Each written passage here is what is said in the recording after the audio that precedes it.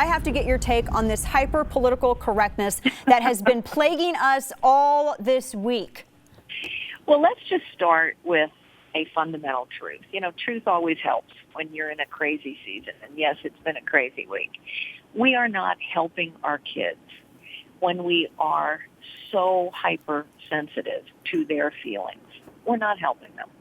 We're not preparing them for real life. And we're also not helping them or preparing them when we shield them from our history, the good, the bad, and the ugly of our history. Right. So when we are coddling Yale students and talking about their Halloween costumes and giving them the impression that somehow their feelings are important an item as the real civil rights movement, when African Americans were being lynched or were being denied the right to vote or were being denied the ability to sit in the lunch counter, we are not helping our young people, and we are not preparing our young people for the world.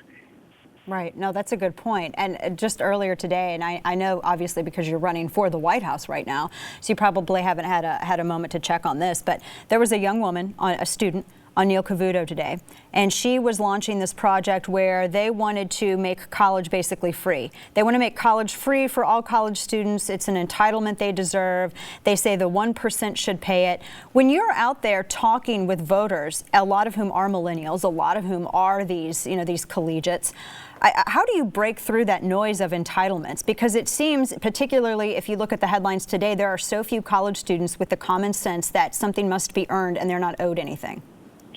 Well, I start with some basics. You know, it's kind of shocking, actually, how little people know about what's really going on. So one of the things I get asked about all the time is student loan and student debt.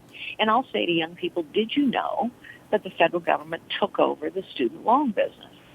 Did you know that buried in Obamacare, the federal government took over the student loan business? And the federal government decides who gets a loan. They decide how much you should pay, somewhere between 4.5% and 6.5%, even though the government only spends 1 to 2.5% on the interest on its own debt. If that sounds like a racket, it is. Did you know that they took all of these loan businesses out that could have provided a competitive service to you? And so it's no coincidence that student loan debt has skyrocketed under Obama, because under Obama, the federal government has taken it over. This is how socialism starts. I talked about this at the debate. Mm-hmm. Socialism starts when government creates a problem, and then government steps in to solve the problem. So government has, in no small measure, created the problem of an overly expensive four-year college by layering on rules and regs and accreditation processes. They have created, in no small measure, the problem of student debt because the government took over the student loan business. And now the progressives say the way we're going to fix this is to step in and give it to you for free. There's only one hitch in all of this. Every time government gets bigger, the rich get richer, the poor get poorer, the middle class gets crushed, because big government only favors the big, the powerful, the wealthy, and the well-connected. It doesn't work. This is the progressive lie. But we have to start by making sure that young people actually know what's going on, because they don't. And the stuff they're getting fed by the left is a lie.